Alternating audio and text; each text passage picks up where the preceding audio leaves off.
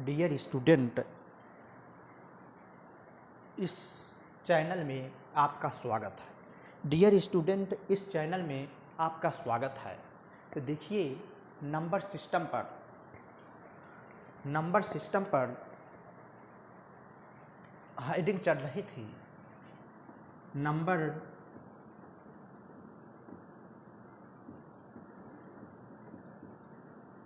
Number system में heading चल रही थी भाग के गुणनखंड विधि पर प्रश्न। भाग के गुणनखंड विधि पर प्रश्न। भाग के गुणनखंड विधि पर प्रश्न पर बात चल रही थी। हम इसमें बात कर रहे थे कि देखिए, कल ये सवाल हुआ था। इसके बाद अगली हेडिंग पढ़ेंगे, किसी संख्या में उत्तरोत्तर। देखिए, आज फिर से किसी संख्या में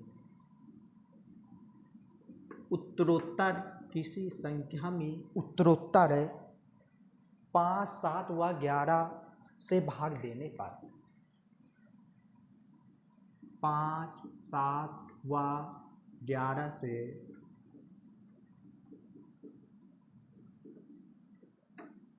भाग देने पर, किसी संख्या में उत्तरोत्तर 5, 7 व 11 से भाग देने पर शेष क्रमशः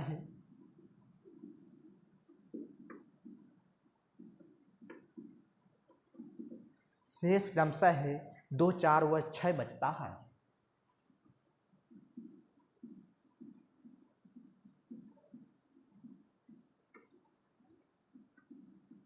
दो, 4 व 6 बचता है।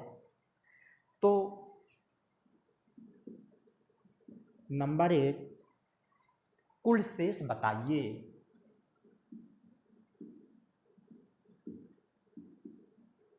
कुल शेष बताइए। नंबर 2, यदि उसी संख्या में 210 से भाग दें तो शेष कितना बचेगा। यदि उसी संख्या में 210 से भाग दें तो शेष कितना बचेगा। तो देखिए,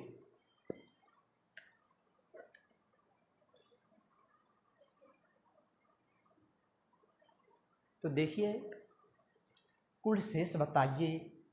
नंबर 1, सॉल्यूशन में देखिए हमने क्या पढ़ा था। कुल शेष देखिए, भाजक क्या था, 5, 7, 11 और शेष कितना था, 2, 4, 6।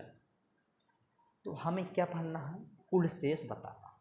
अब कुल शेष बताने के लिए कुल शेष कैसे निकालते थे कल पढ़ा था।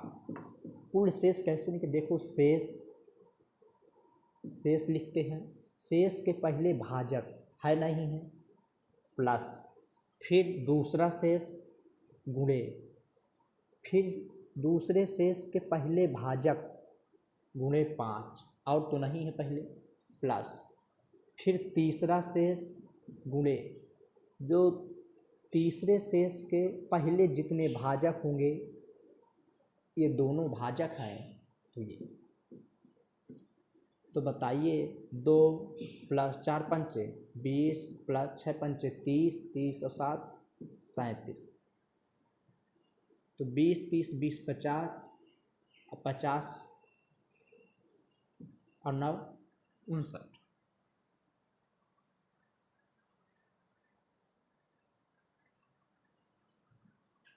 अरे 6 × 5 = 30 और 3 × 7 = 21। ये कितना आएगा, 210 आएगा। 210, 230, 232। अब 232 आ गया, कुल शेष निकल आया नंबर 1।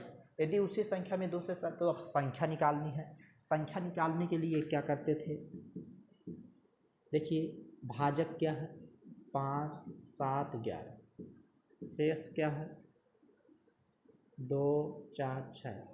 अब न्यूनतम भागफल कितना मानते हैं, न्यूनतम भागफल 1 मानते हैं जब भागफल ना दिया तो भागफल, तो इसमें क्या किया, इसका इसमें गुणा और इसमें प्लस, 11 का नाम 11 अच्छा है क्या हो 7।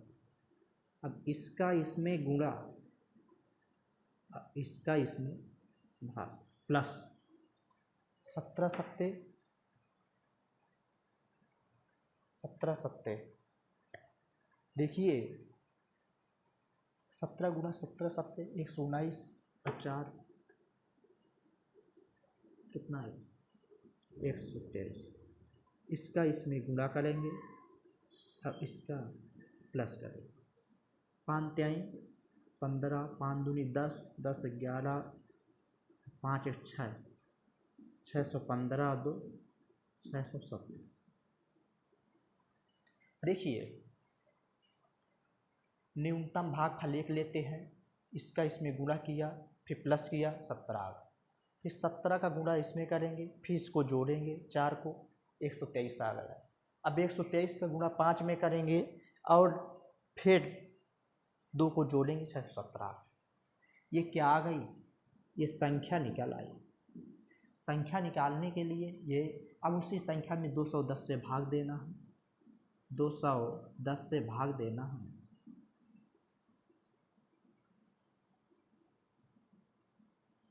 तीन बार जाएगा 3 0 0, 3 1 3 दूनी 6, ज़्यादा हो जाएगा, 2 बार करो 2 0 0, 2 2 दूनी 4, 7 11 में 2 गए 9, 5 में 4 गए 197, यही शेष बचेगा, इतना ही शेष बचेगा।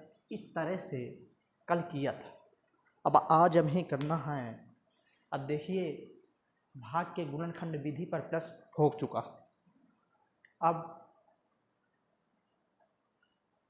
हमें अगली हेडिंग पढ़ना है,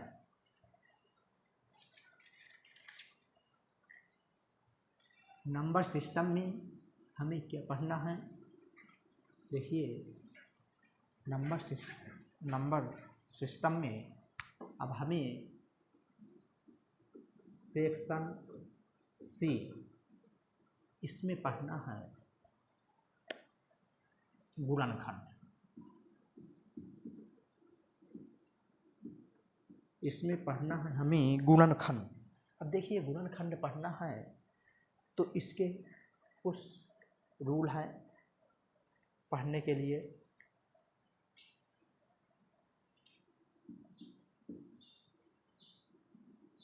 फैक्टराइजेशन, देखिए इसके कुछ रूल हैं, गुणनखंड पढ़ना है। देखिए गुणनखंड कुछ देखो, गुणनखंड होता क्या है, देखिए गुणनखंड क्या होता है, कोई संख्या जिस किसी संख्या से विभक्त होती है वह दिए गए संख्या का गुणनखंड कहलाता है। कोई संख्या, इसको समझाएंगे अभी, कोई संख्या जिस किसी संख्या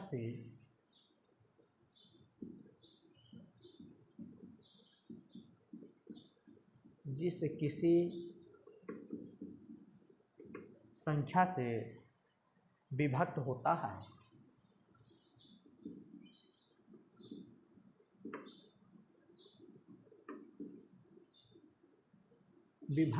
है वह दिए गए संख्या का गुणनखंड कहलाता है।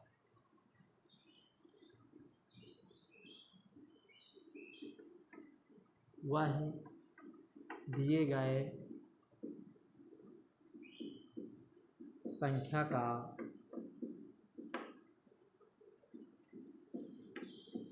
गुणनखंड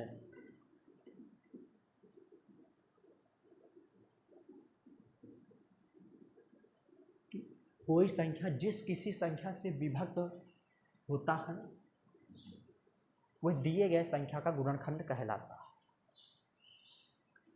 देखिए जिसमें क्या है,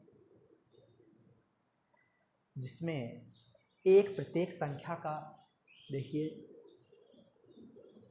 एक क्या होता है, प्रत्येक संख्या का गुणनखंड होता है। देखिए अभी एक प्रत्येक संख्या का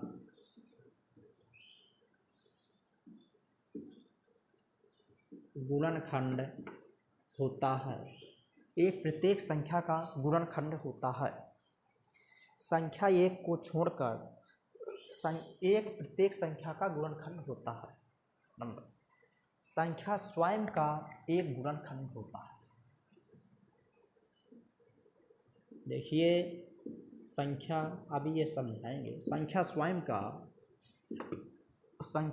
का एक गुणनखंड होता है।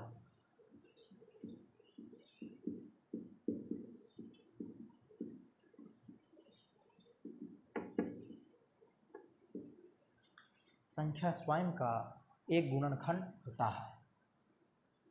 अब तीसरा देखिए, संख्या एक को छोड़कर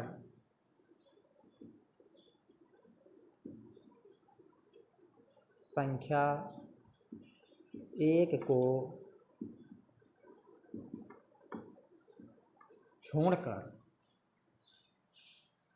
एक को छोड़कर प्रत्येक संख्या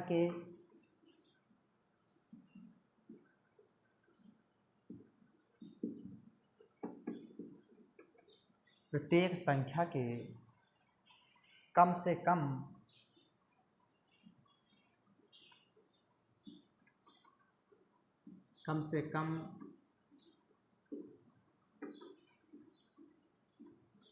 दो गुणनखंड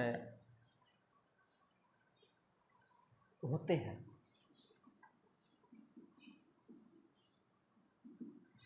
देखिए एक प्रत्येक संख्या का गुणनखंड होता है, संख्या स्वयं का एक गुणनखंड होता है, संख्या एक को छोड़कर प्रत्येक संख्या के कम से कम दो गुणनखंड होते हैं। ठीक, चौथा देखो, किसी भी संख्या में गुणनखंडों की संख्या निश्चित होती है। किसी भी संख्या में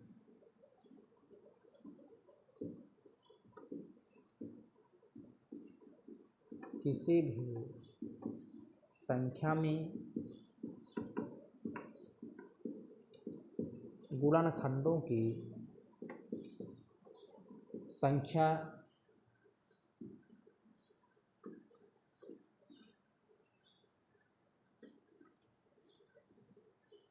निश्चित होती है। किसी भी संख्या में गुणनखंडों की संख्या निश्चित होती है जो उस संख्या के बराबर या उससे कम होती है। जो उस संख्या के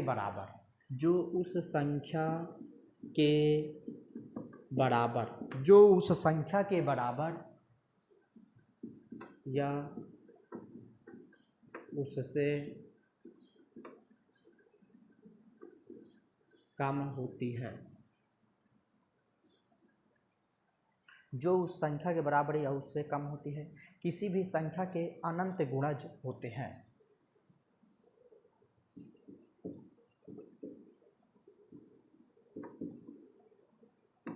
किसी भी संख्या के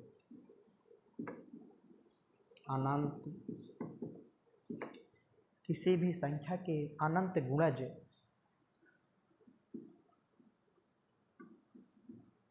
मल्टीपल होते हैं। किसी भी संख्या के अनंत गुणज होते हैं।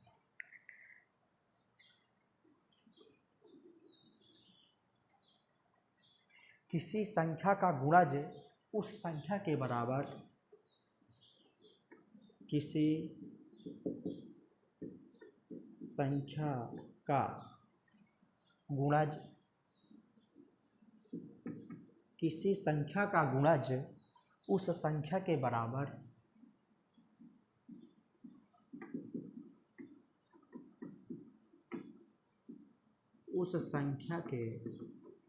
बराबर या उससे अधिक होता है।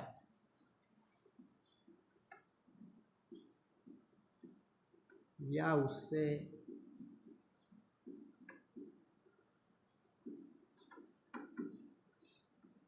अधिक होता है। सातवां देखिए, संख्या स्वयं का एक गुणज होता है। संख्या स्वयं का एक गुणज होता है। देखिए, अब इनको समझना है। कोई संख्या जिस किसी संख्या से विभक्त होता है तो वह दिए गए संख्या का गुणनखंड कहलाता है। अब देखिए, कोई संख्या है और जिस किसी संख्या से विभक्त होता है वह दिए गए संख्या का गुणनखंड कहलाता है। देखिए,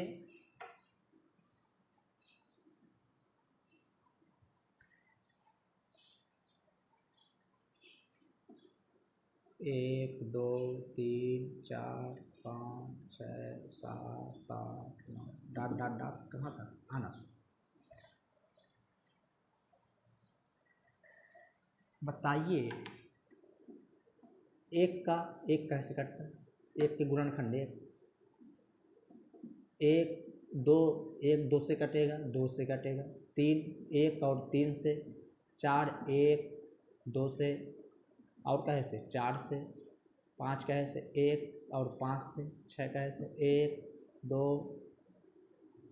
तीन और छः, एक दो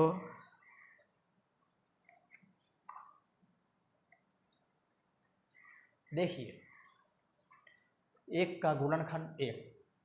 कोई संख्या जिस संख्या से विभक्त होता है, कोई संख्या जिस किसी संख्या से विभक्त, वह दिए गए संख्या का गुणनखंड कहलाता है। देखो, एक कटेगा एक से, यही गुणनखंड कहलाता है। दो देखो कटता है एक दो से, तो यही एक गुणनखंड कहलाता है। ठीक, एक तीन से, एक दो चार से, एक पाँच से। अब एक प्रत्येक संख्या का गुणनखंड होता है। देखिए, एक सभी में है, एक प्रत्येक संख्या का गुणनखंड होता है, तो एक प्रत्येक संख्या का गुणनखंड होगा। देखिए, संख्या स्वयं का एक गुणनखंड होता है। देखिए, संख्या स्वयं का एक एक से कटे, देखो दो दो का स्वयं का गुणनखंड है, तीन तीन का, चार चार का, पाँच पाँच स्वयं का गुणनखंड है। संख्या एक को छोड़कर प्रत्येक संख्या के कम से कम दो गुणनखंड होते हैं। देखो, संख्या एक को छोड़ दिया जाए तो कम से कम दो गुणनखंड होते। देखो, एक को छोड़ दो, ये देखो, और सभी के देखो दो गुणनखंड से कम नहीं होंगे, अधिक ही होंगे, कम दो गुणनखंड होंगे। अब किसी भी संख्या में गुणनखंडों की संख्या निश्चित होती है जो उस संख्या के बराबर या उससे कम होती है। निश्चित हो, देखो उस संख्या के बराबर, देखो एक का एक, दो दो, तीन तीन, चार चार, पाँच पाँच, छः छः, देखो उस संख्या के बराबर या उससे कम होती है, या उससे कम होती है। ठीक, किसी भी संख्या में गुणनखंडों की संख्या निश्चित होती है। गुणनखंडों की संख्या क्या है? देखो, निश्चित हो, एक दो, एक तीन, या उस संख्या के बराबर या उससे कम होती है। ठीक, या उस संख्या के बराबर होगी या उससे कम होगी। ठीक, देखो एक कम से कम किसी भी संख्या में गुणनखंडों की संख्या निश्चित होती है जो उस संख्या के बराबर या उससे कम होती है। गुणनखंडों की संख्या निश्चित होती है।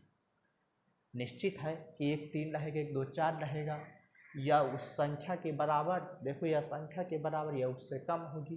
ठीक, किसी भी संख्या के अनंत गुणज होते हैं। किसी भी संख्या के अनंत गुणज, गुणज का मतलब देखो, गुणज का मतलब इसमें देखो, दो का पहाड़ा दो, दूनी चार, दूनी छः, दो चौको आठ, दो पंचे 10, डाटा अनंत तक।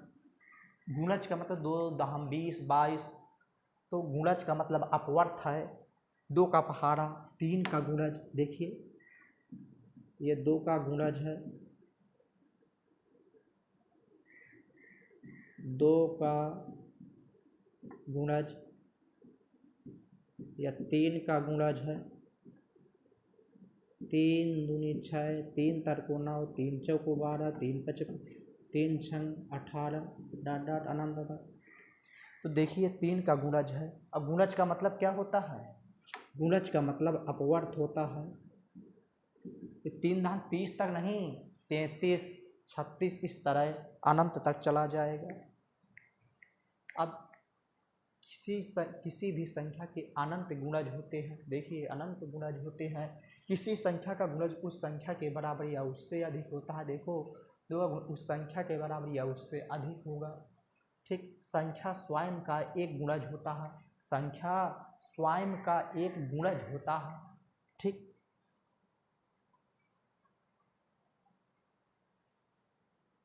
किसी संख्या का गुणज उस संख्या के बराबर या उससे अधिक होता है। देखो किसी भी संख्या में गुणनखंडों की संख्या निश्चित या उस संख्या के बराबर या उससे कम होती है, या उस संख्या के बराबर या उससे कम होती है, अधिक नहीं।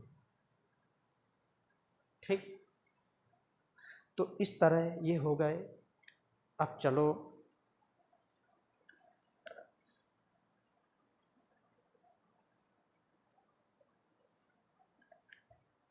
अब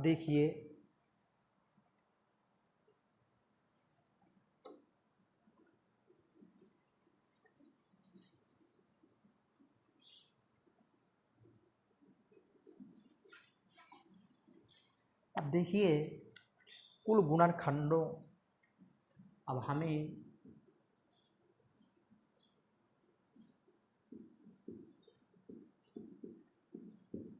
कुल गुणनखंडों या भाजकों की संख्या ज्ञात करना। भाजकों की संख्या ज्ञात करना, कुल गुणनखंडों या भाजकों की संख्या ज्ञात करना। तो देखिए क्वेश्चन देखो, 120 में कुल गुणनखंडों की संख्या बताइए। 120 में कुल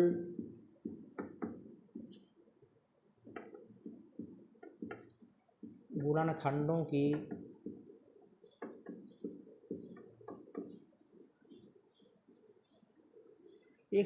में कुल गुणनखंडों की संख्या बताइए। अब देखिए 120 में कुल गुणनखंडों की संख्या निकालने के लिए देखो क्या करते हैं। 120 में कुल गुणनखंडों की संख्या बताओ, क्या गुणनखंड होंगे? 120 बताओ कहीं से कटेगा?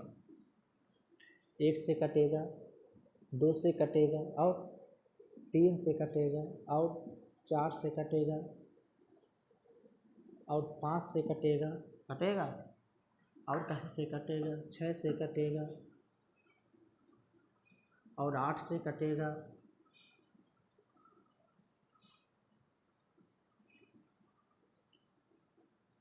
10 से कटेगा, और 12 से कटेगा, 15 से कटेगा, और देखो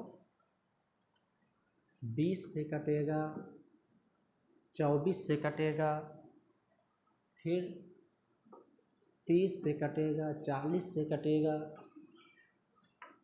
60 से कटेगा, 120 से कटेगा। 120 में कुल गुणनखंडों की संख्या बताइए। मान लो इस तरह 1 2 3 4 5 6 7 8 9 10 11 12 13 14 15 16, कुल गुणनखंडों की संख्या 16 है। इस तरह मान लो गलती होने की संभावना ज़्यादा रहती है, क्योंकि कोई भी ना 24 लिखते, ना ध्यान देते तो 24 ना लिखते। इस तरह में तो हम वैकल्पिक विधि का उपयोग करते हैं। कौन सी? वैकल्पिक विधि का वैकल्पिक वैकल्पिक विधि का प्रयोग करते हैं। तो देखिए वैकल्पिक विधि का 120 है, तो 120 के हमने गुणनखंड कर लिया, 2 छक्का 12, 2 तिहाई 6, 2 से 15 बार में, 3 पचे 15, 5 हो गया। तो ये क्या है? ये गुणनखंडों की संख्या नहीं है, ये पूरे अभाज्य गुणनखंड हैं। अभाज्य गुणनखंड, जिनके भाज्य नहीं हो सकते, अभाज्य देखो 2, ठीक। अब ये देखो, ये सम अभाज्य है और ये विषम अभाज्य है।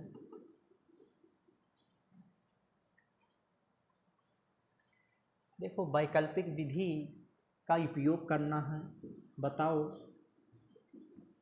वैकल्पिक विधि का उपयोग कैसे करेंगे? वैकल्पिक विधि का प्रयोग करने के लिए 120 के कितने गुणनखंड हैं? ये गुणनखंड है, ये घात के रूप में लिख लेते हैं। किस रूप में? घात रूप। बताओ 2 कितनी बार है? 1 2 3, तो 2 की घातें क्या आएगी? 3 आ गई, गुणे अब 3 कितनी बार है? 1 बार, गुणे 5 कितनी बार है? 1 बार। ये घात के रूप में लिखने को ही, ये घात के रूप में लिखने को ही क्या कहते हैं? कैनोनिकल रूप,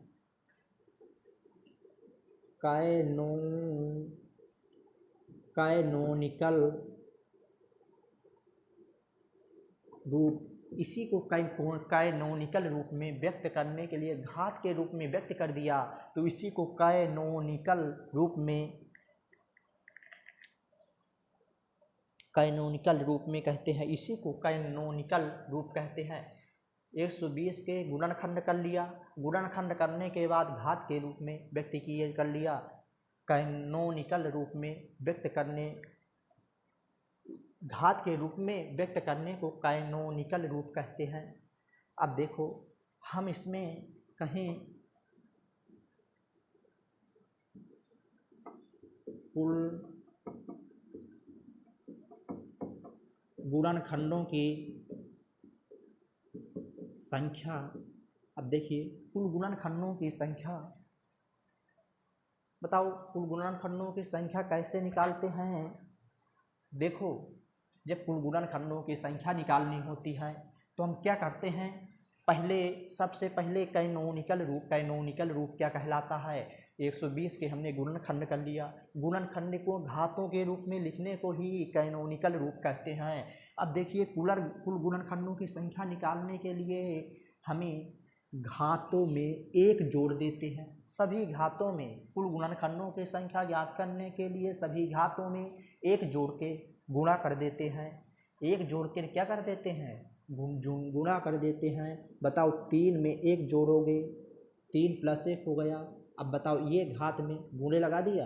अब देखो इस घात में 1 + 1, अब इस घात में गुणे लगा दो, 1 + 1। देखो इस घात में, देखो पहले कुल गुणनखंडों में भाजकों की संख्या ज्ञात करने के लिए सबसे पहले कैनोनिकल रूप में व्यक्त करते हैं। पहले गुणनखंड करके फिर उसको घातों के रूप में लिखने को ही कैनोनिकल रूप कहते हैं। और कैनोनिकल रूप में जब लिख लेने के बाद फिर कुल गुणनखंडों की संख्या ज्ञात करते हैं, तो घातों में 1 जोड़ के, सभी घातों में 1 जोड़ देते हैं और गुणे लगा देते हैं।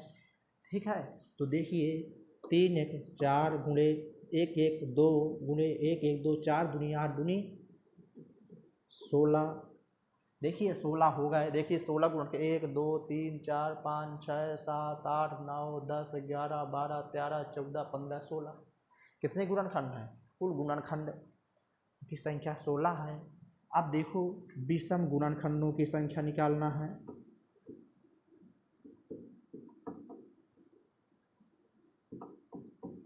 विषम गुणनखंडों की संख्या ज्ञात करना है।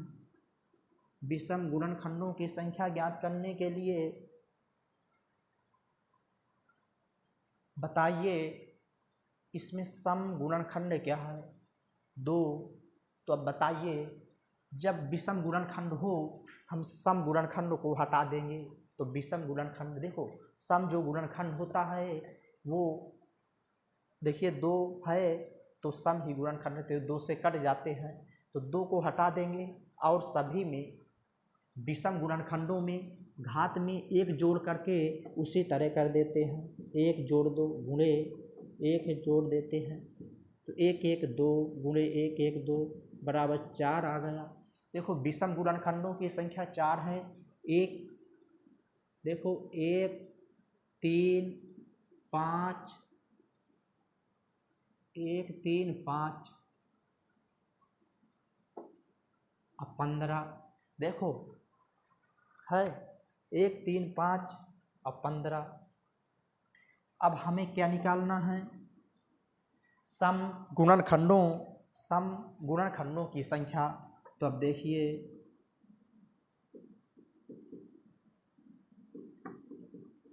सम गुणनखंडों की संख्या ज्ञात करना है। अब सम गुणनखंडों की संख्या ज्ञात करने के लिए हम क्या करेंगे? सम गुणनखंडों की संख्या ये नहीं करेंगे कि विषम को हटा दें, क्योंकि विषम से सम कट जाती है। देखो 3 से जैसे 3 चौको 12 कट गई, 5 से भी, तो ऐसे नहीं करते, सिर्फ इसमें ऐसे करते हैं जो सम गुणनखंड की घात होती है, जो सम गुणनखंड की घात होती है उसमें एक नहीं जोड़ते, उसी तरह लिख देते हैं और सभी में 1 जोड़ देते हैं। 3 गुणे 1 1 2 गुणे 2 दूनी 4 त्याई 12। तो इस तरह निकाल लेते हैं।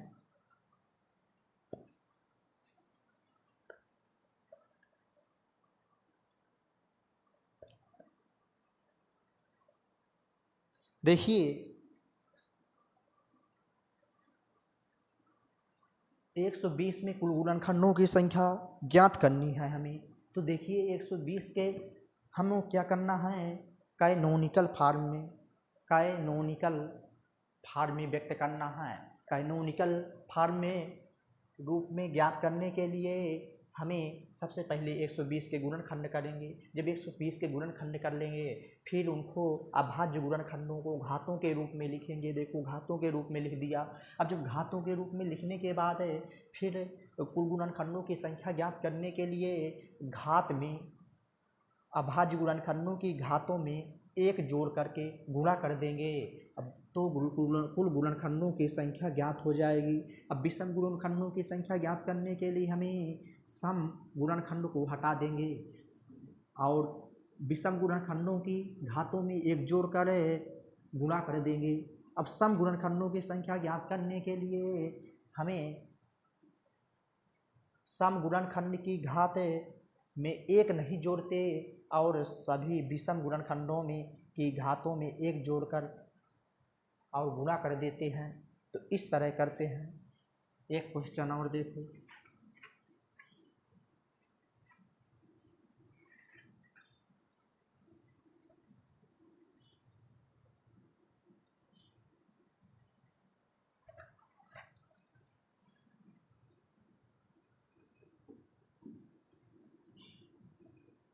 एक 135 में कुल गुणनखंडों की संख्या बताइए। अब देखिए एक वैकल्पिक विधि,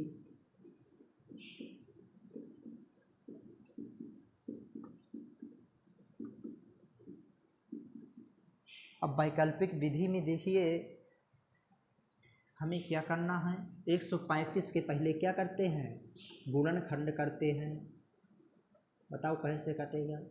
3 चौको 12, 3 पचे 15, 3 इकन्ना में 3 पचे 15, 3 पचे 15, 5 इकन्ना में।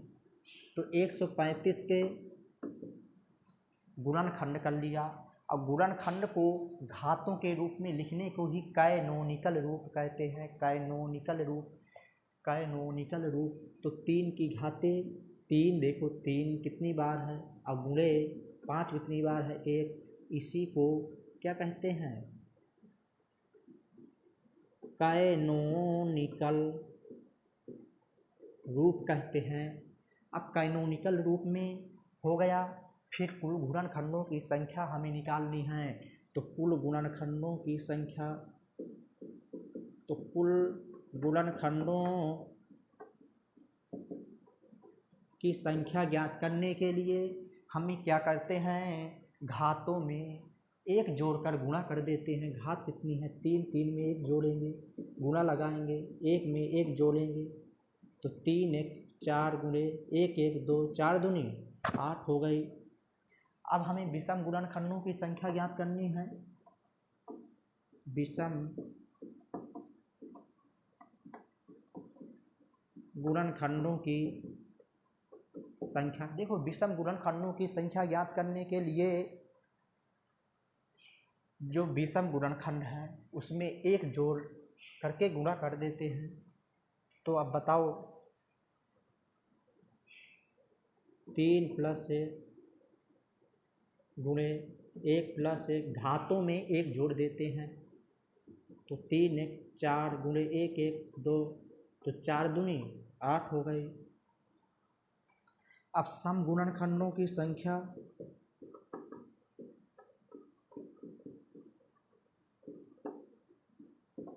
बताओ सम गुणनखंडों की संख्या क्या होगी। कोई सम संख्याएं नहीं है, जब कोई सम संख्या नहीं तो सम गुणनखंडों की संख्या क्या होगी, 0 होगी। उसमें क्या था, 2 के रूप में था, इसमें देखो कोई नहीं है। तो इस तरह से ज्ञात कर लेते हैं सम गुणनखंडों की संख्या। अब क्या करना है,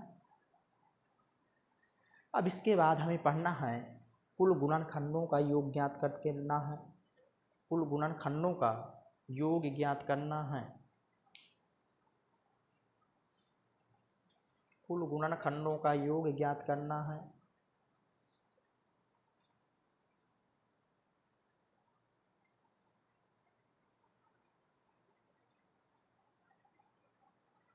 कुल गुणनखंडों का योग ज्ञात करना है। अब इसके बाद